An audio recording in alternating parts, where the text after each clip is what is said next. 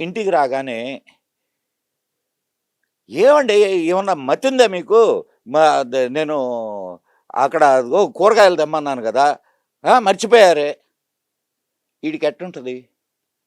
కోపంగా చిరాకుగా ఉంటది. చిరాకు. అదే పని అమ్మాయికి గూడా. ఓహ్!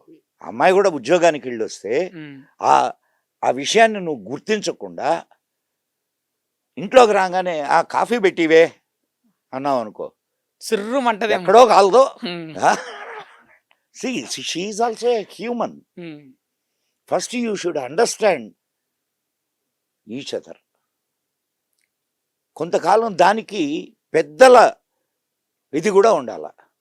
ఇప్పుడు జరుగుతున్నదేంటి? ఏదైనా సమస్య వచ్చినప్పుడు నువ్వు నీ ఫ్రెండ్స్‌ని అడుగుతావు. హ్మ్. ఆమె ఫ్రెండ్స్‌ని అడుగుద్ది. అవును. వాళ్ళకెంత మెచ్యూరిటీ సచ్చుద్ది? కానీ ఇంట్లో పెద్దవాళ్ళకి అడగరు ఫస్ట్. నేను అంటున్నది అదే. వాళ్ళకి ఈళ్ళకి సలహాలిచ్చే స్నేహితులకు ఎంత మెచ్యూరిటీ ఏడుచుద్ది? సో, వాళ్ళేదో సలహా ఇస్తే నువ్వేం నువ్వు తినేది? నువ్వు సంపాదిస్తున్నావు. ఆయన గొప్పేంది? నిన్ననే అంటున్నాడా? హే! తొక్కలో పెళ్ళి. ఈడు కాకపోతే ఇంకొకడు దొరుకుతాడు. రిజైన్ చెయ్యి. ఇదేమన్నా జాబా? అంటే ఇంకా ఇట్టాటి మెంటాలిటీ ఉన్నప్పుడు పిల్లలు పుడితే వాళ్ళ పరిస్థితి ఏంది?